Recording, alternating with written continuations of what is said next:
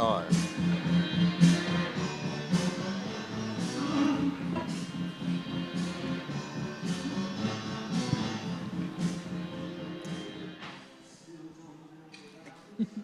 All right, that's a great track. Oldie but goodie. Why'd you pick it? Because I am an ambassador of change. Change is my whole job. And so what better song than Bowie? I could not agree more. Say more, Caroline, if you would, about your job. You've had an interesting journey. Yeah. You're not an easy one to pigeonhole because you straddle multiple worlds. How did you come to this work, and how do you think about what you do all day long now?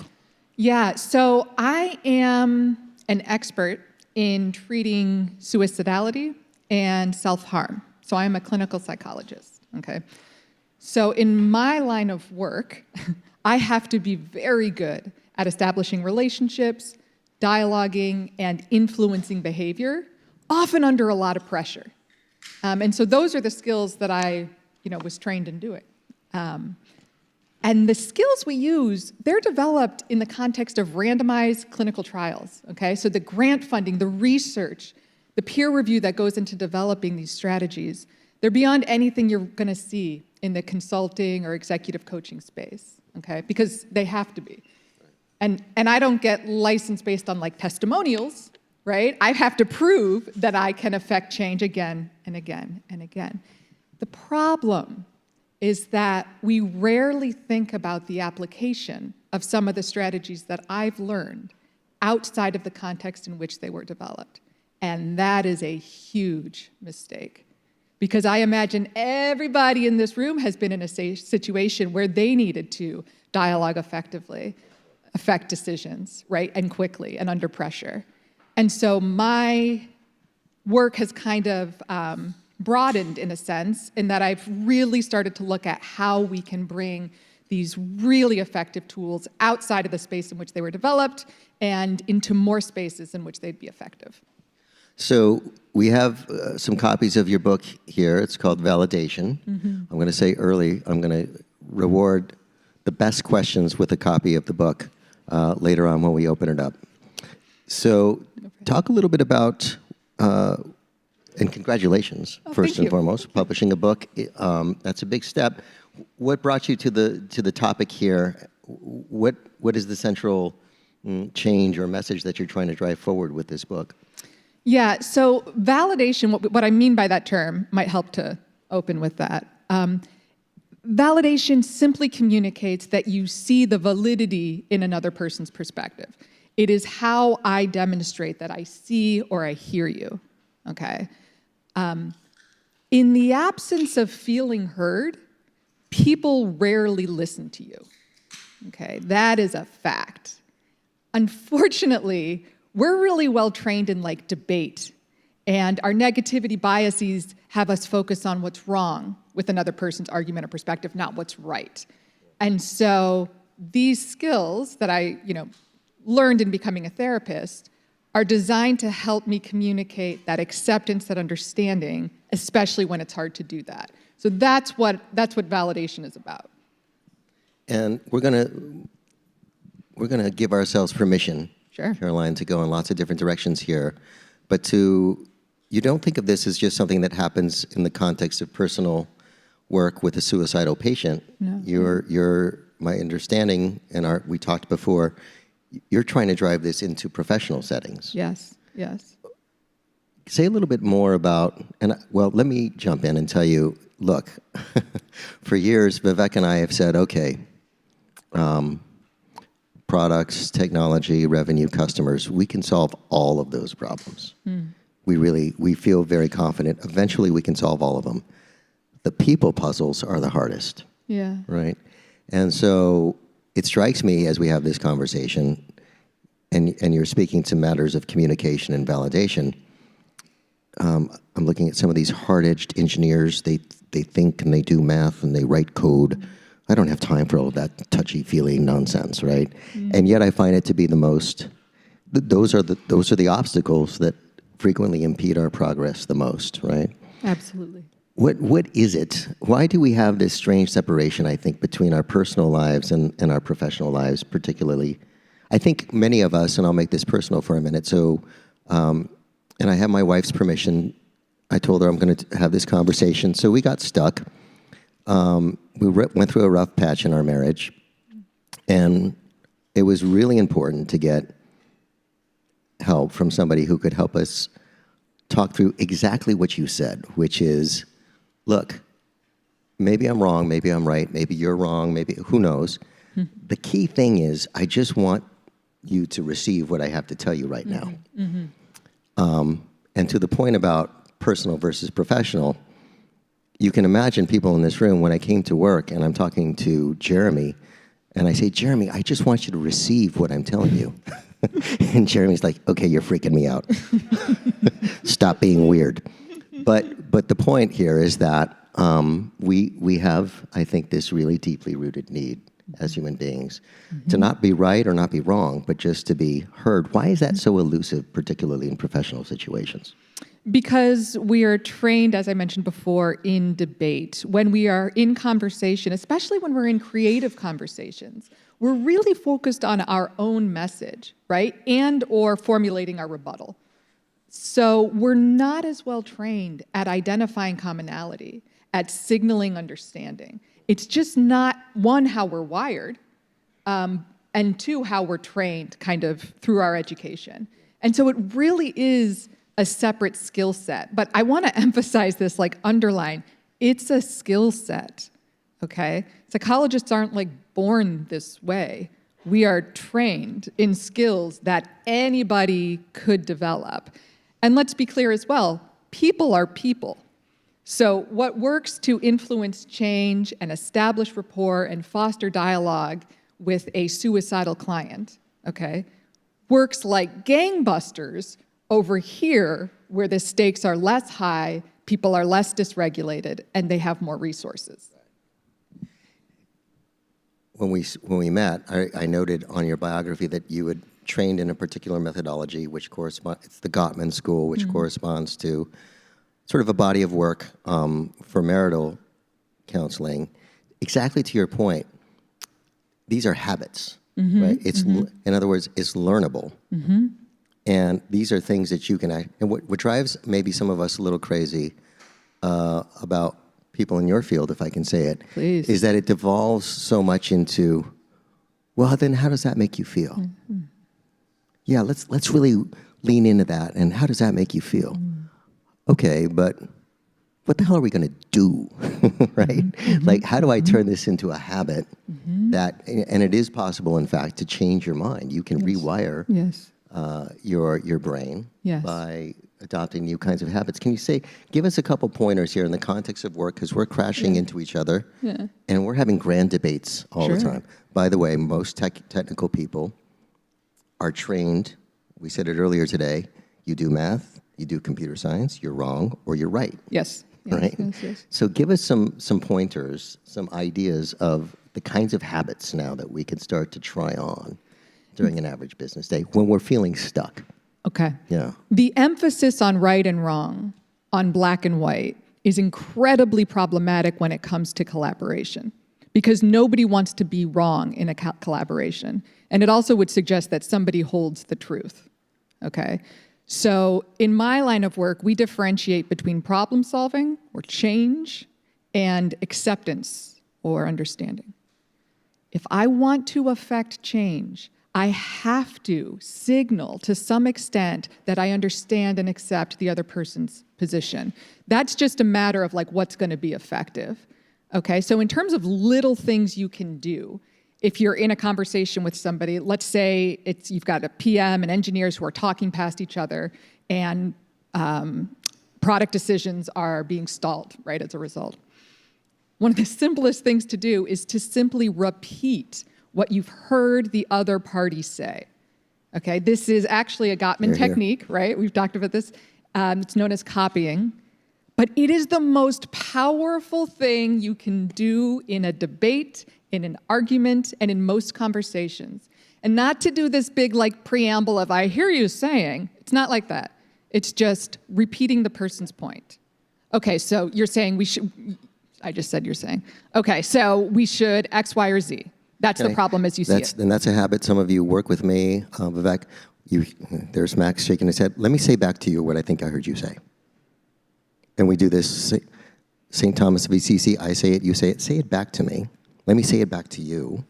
And it doesn't have to have a big drum roll ahead of it. It's just a little thing you do. It's a new, easy habit. You guys, the science on this is fascinating. Okay, so one, we have all the experimental research where we look at people doing this during conflicts.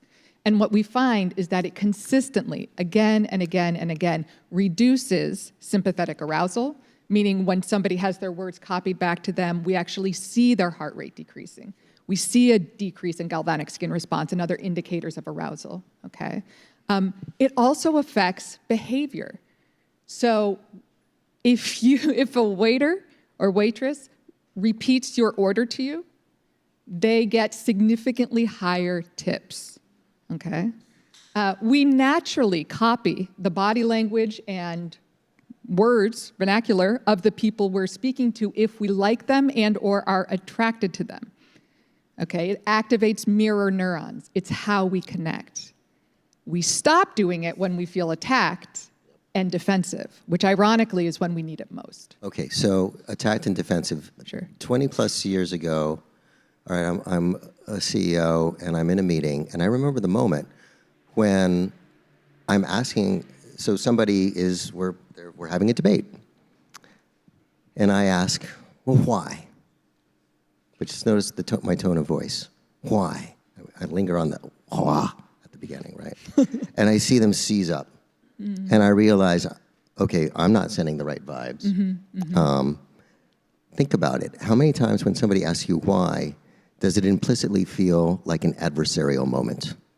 Like, I'm up on my stool, hair's up, I better say something good. I started trying on Vivek and I all day long. What makes you say that?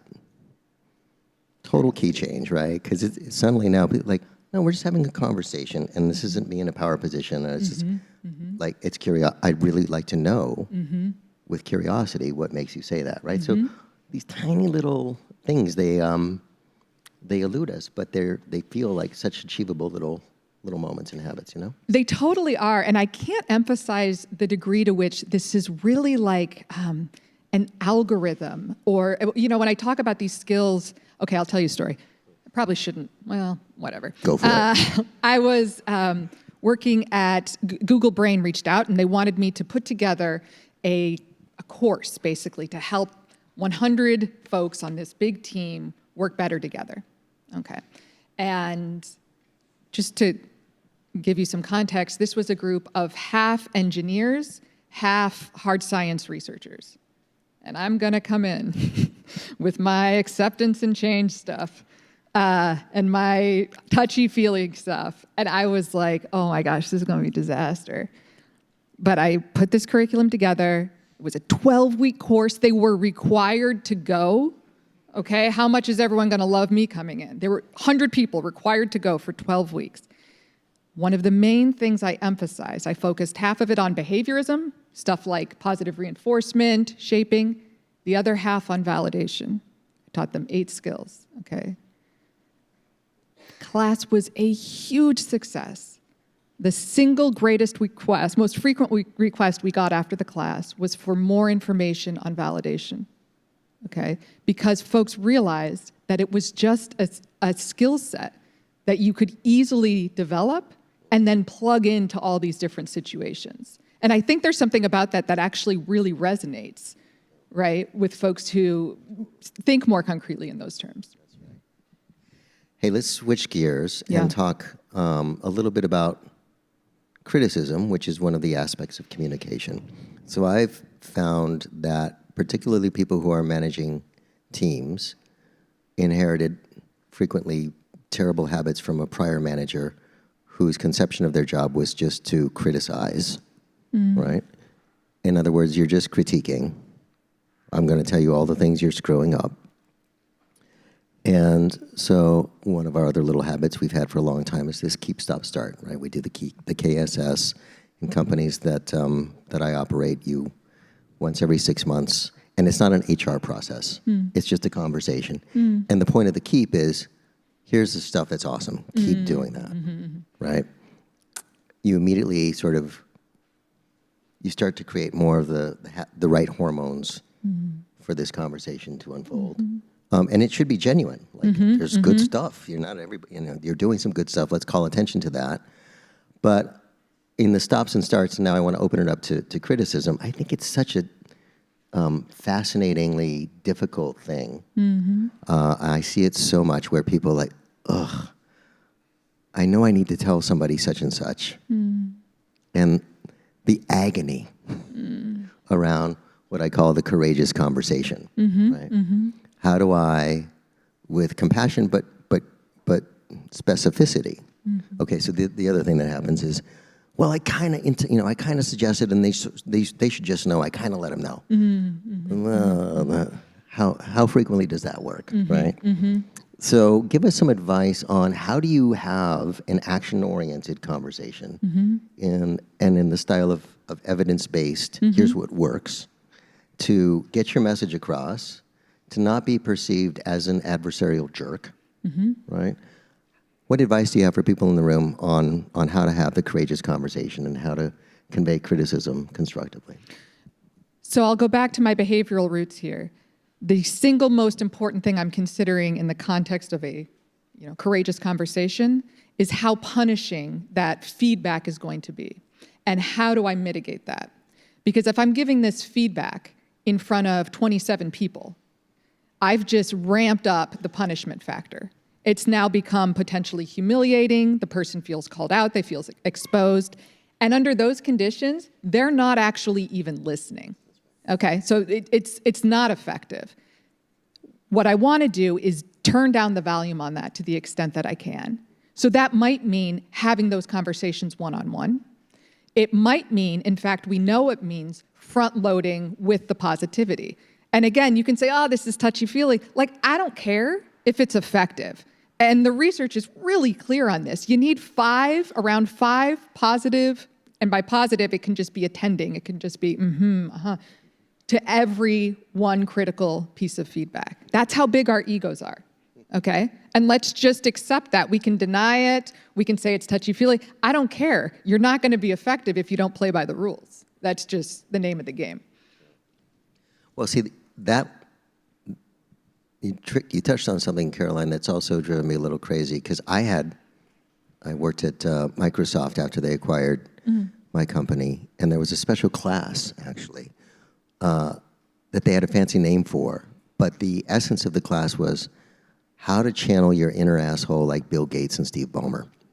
And it was really like, who does this? I mean, just like, and then these were, Ballmer would famously throw chairs and have conniptions and just dress down people in public meetings, right? That's the thing I just thought, like, first, it's not kind, obviously. Yeah. But secondly, to your point, it doesn't work. No.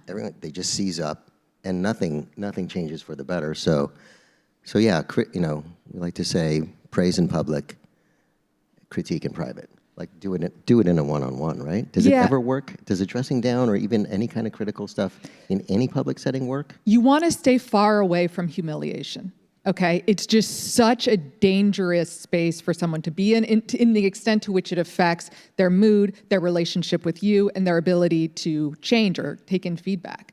And that's what happens the more public you go, is you're going closer and closer towards humiliating someone. And people have different thresholds for that.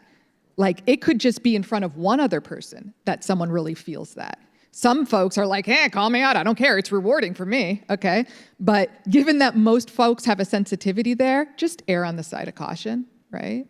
I feel like that story, I've heard so many of these stories working in Silicon Valley about the just really offensive CEOs and company practices where they call people out.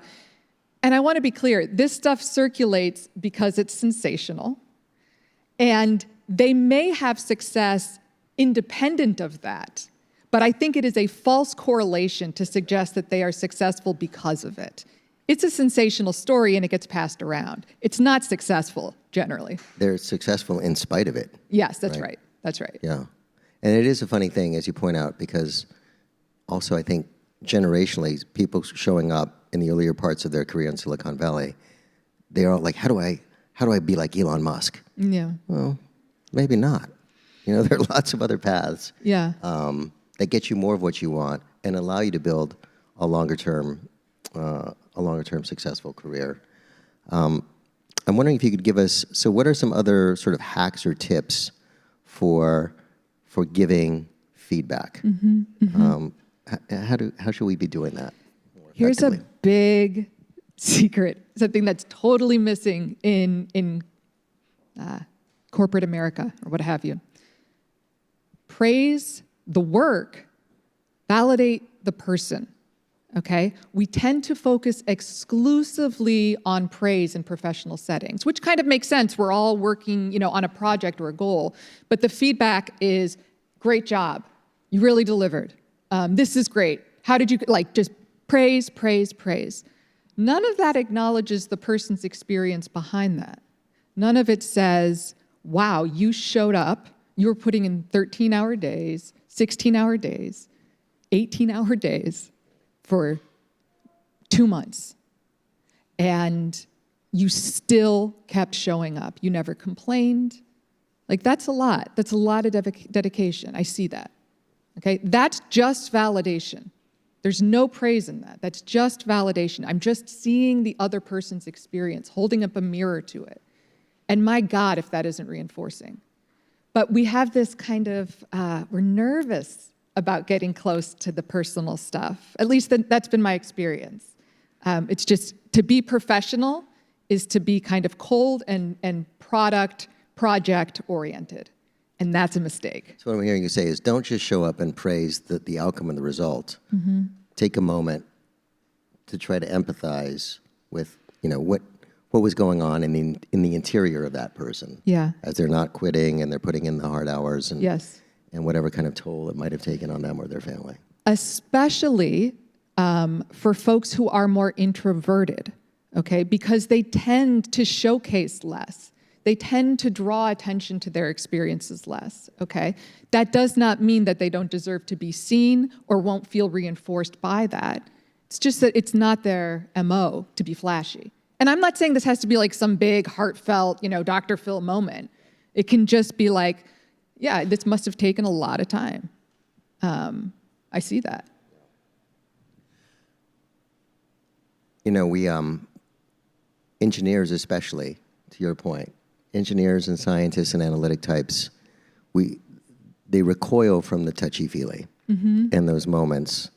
I'm thinking of someone in particular, don't pray, don't say positive things about me. And it turns out they actually need it the most. Yeah, that's true. Right. That is true. Yeah. It's a funny paradox, right? It is.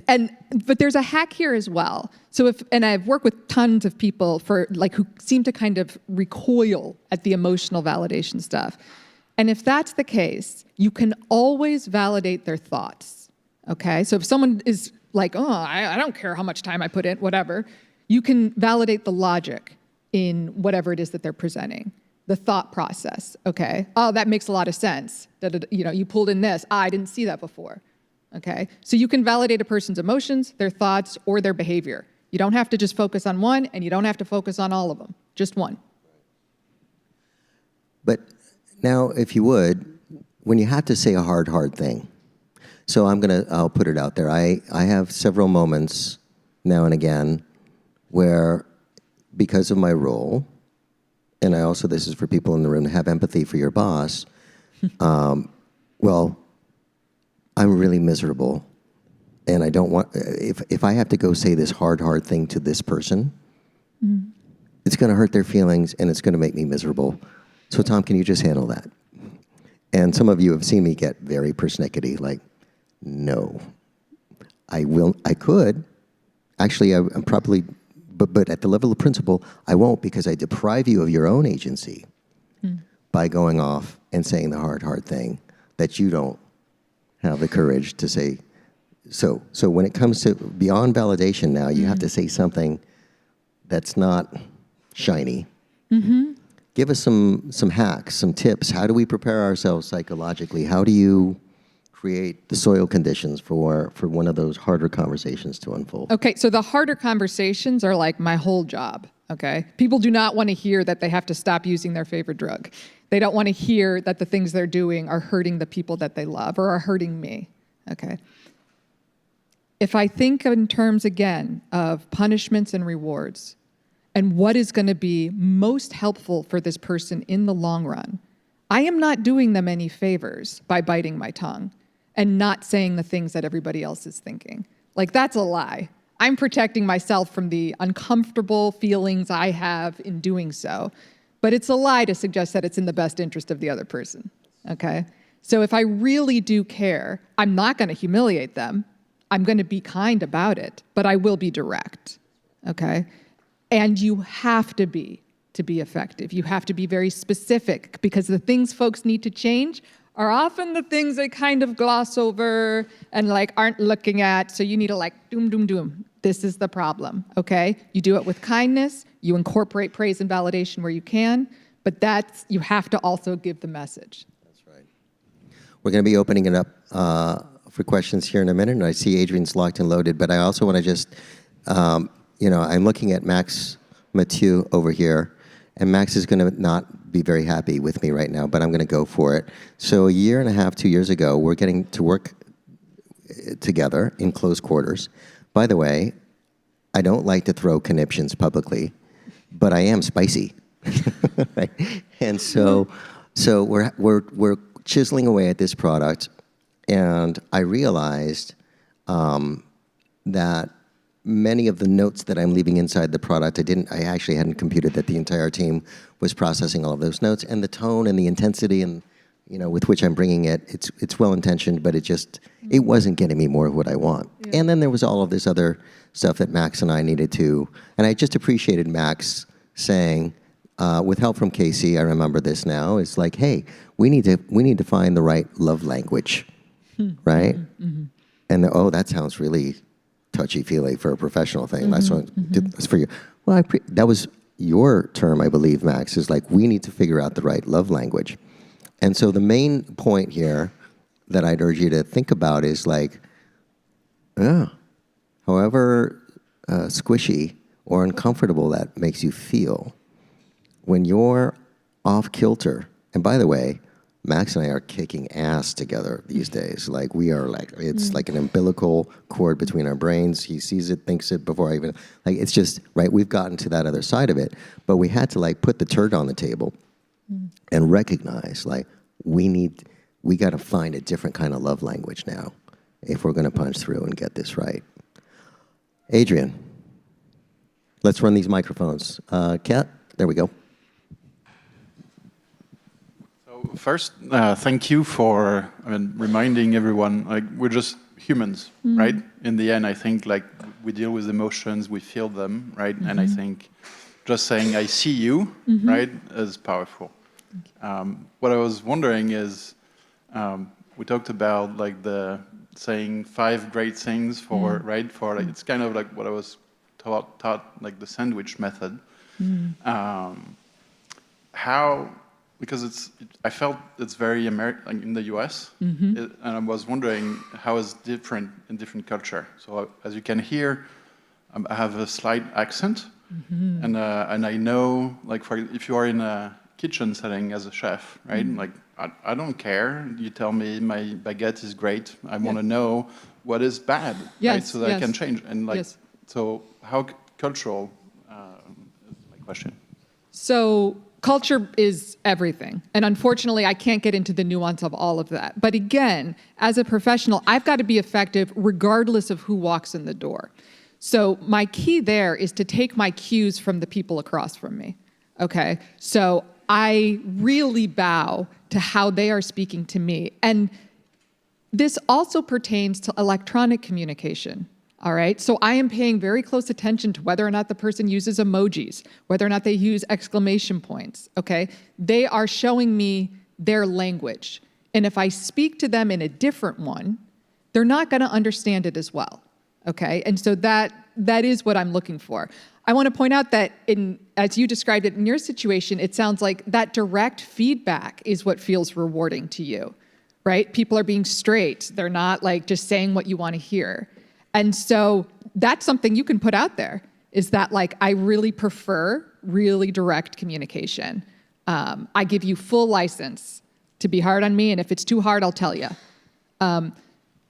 It is important for us to signal to other folks what we need to feel seen. It's just not something we typically do. You know, we don't give people a user manual on how to work with us, but we totally should. Kimber, did you? Yeah. Let's get...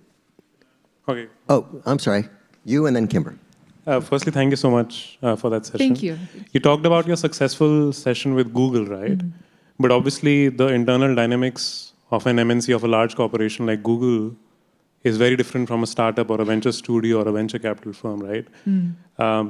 Firstly, because there is greater inertia to such things. Mm-hmm. Secondly, the velocity of how things happen is obviously much faster. Yeah. So how do you think you would have conducted that session differently at a startup as opposed to Google? Yeah. And secondly, and actually wrote this down. So in the startup world, we often talk about founder-led sales, right? Mm-hmm. The founder needs to do the sales. Mm-hmm. Do you think in this case we should do founder-led empathy or founder-led validation? What I'm trying to say is the culture has to be top to bottom, and we can't just do like a training for that. So again, how would you approach this differently for a startup as opposed to a big company? I don't really approach it differently. The benefit of working, because again, I'm using the exact same stuff I learned in working with folks over here in a one-on-one basis to working in a corporate setting, in teams, in large groups and everything. The only difference would be that on a small startup, I've got the luxury of working with more people more directly. So with Google, it's a huge enterprise, okay? So there you really need to be working with the C-suite to affect the culture, because they're gonna determine how that gets communicated.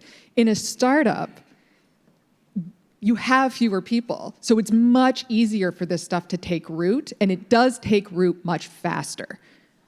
So is there a difference in how I would teach it? No, the material would be the same. I might just try and reach more people directly because I have the luxury to do so.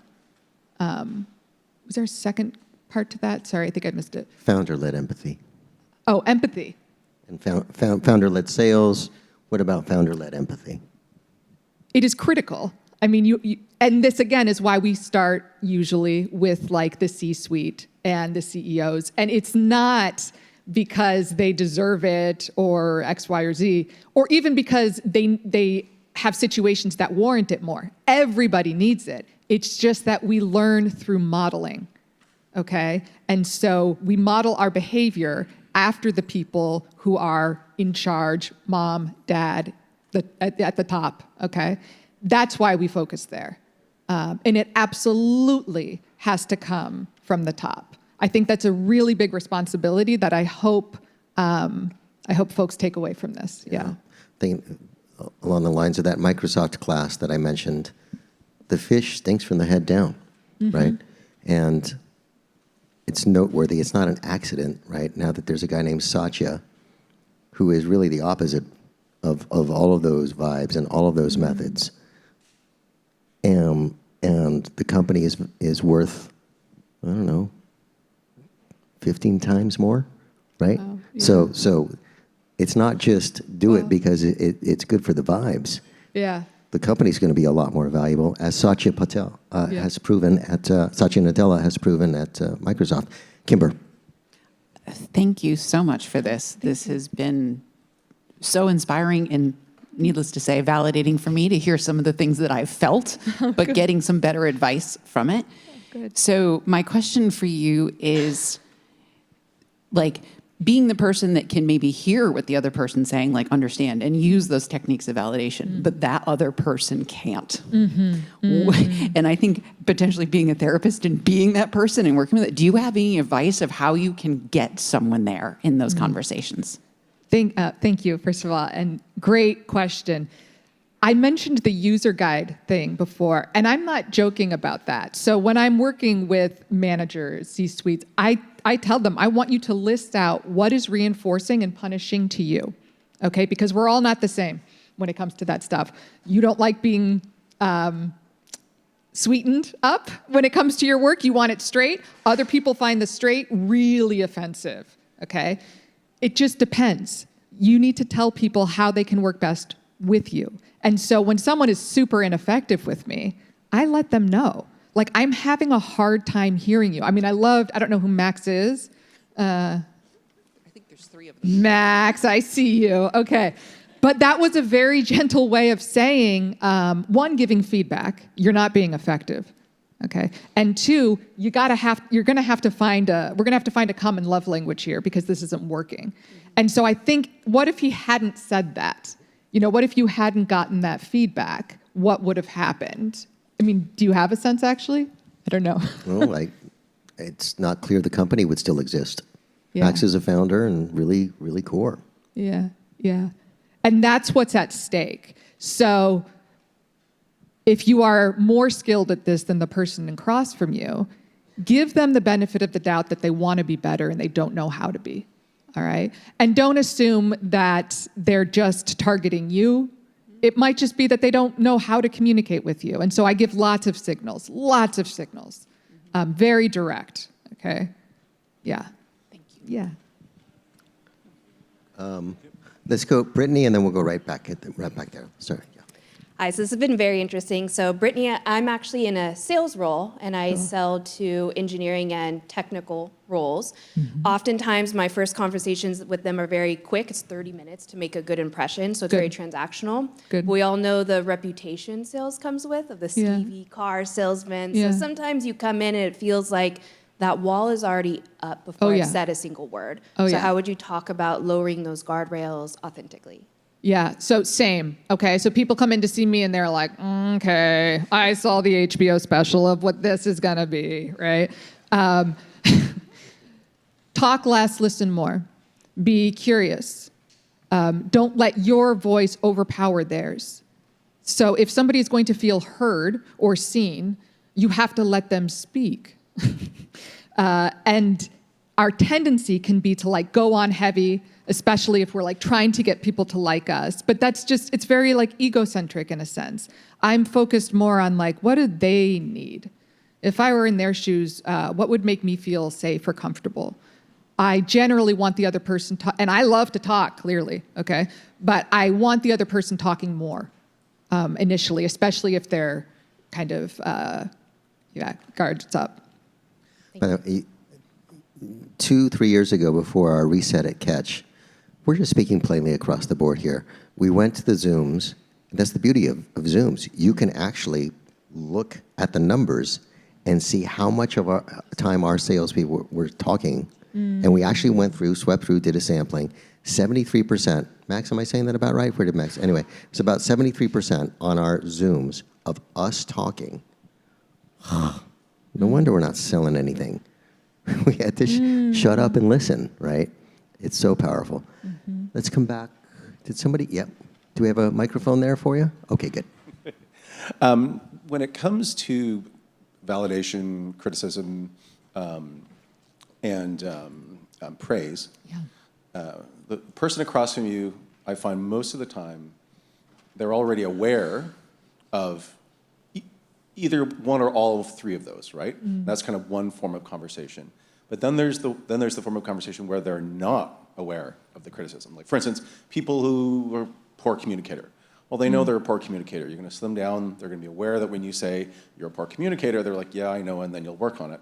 But then there's the form of conversation where you're giving them a criticism they don't see coming. That to me seems to be the 2 types of conversations.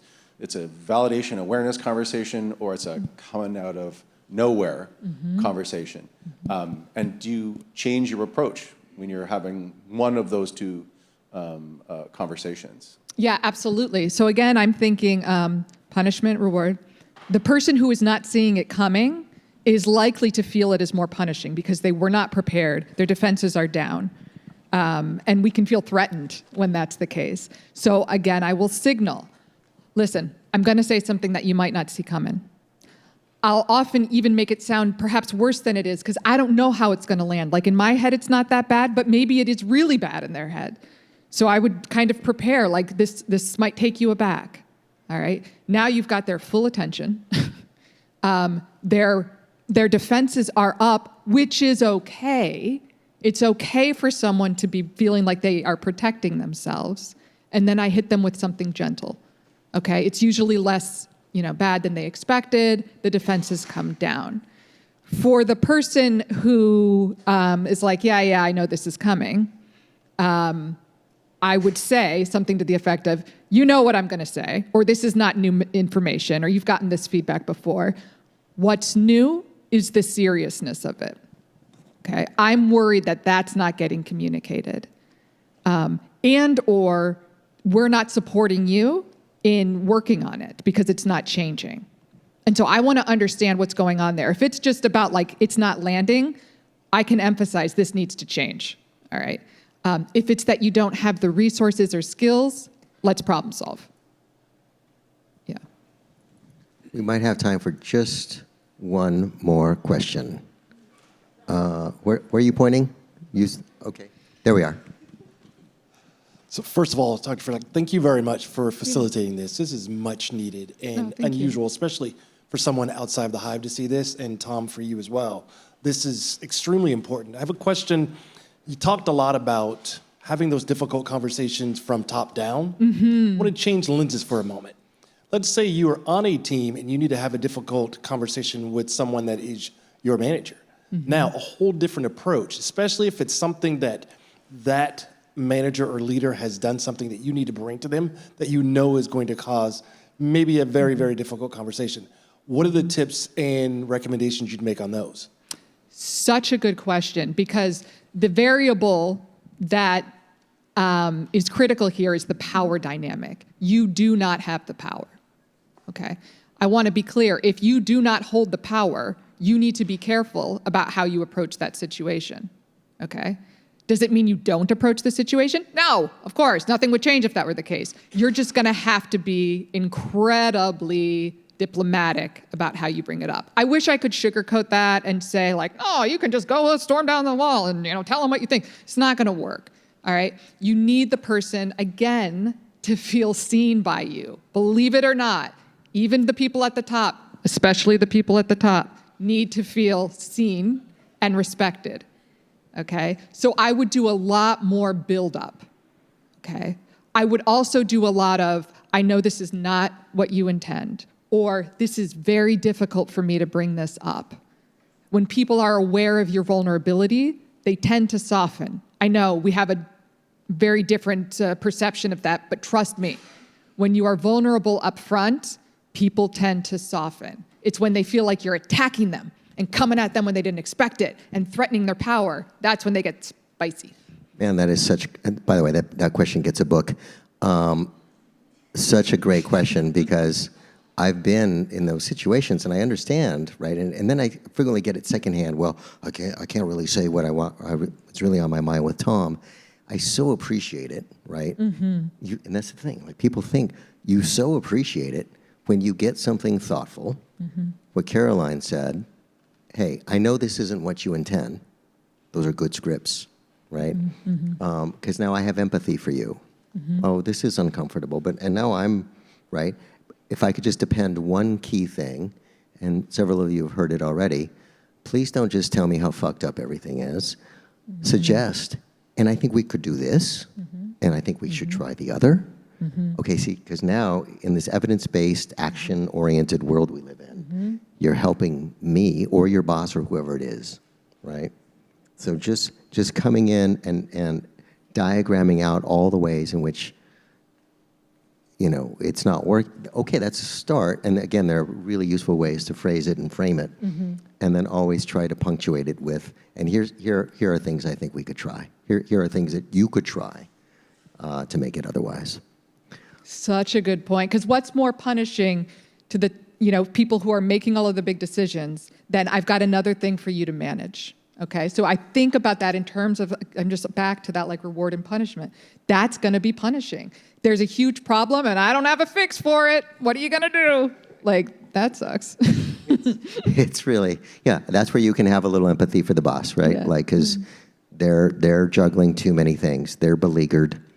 And if you come to them with some ideas about how to make things better, they're going to hug you. Caroline, this is so powerful. Thank you. So This has helpful. been so Thank you fun. so much. Thank you. Really, really great. We appreciate you. Let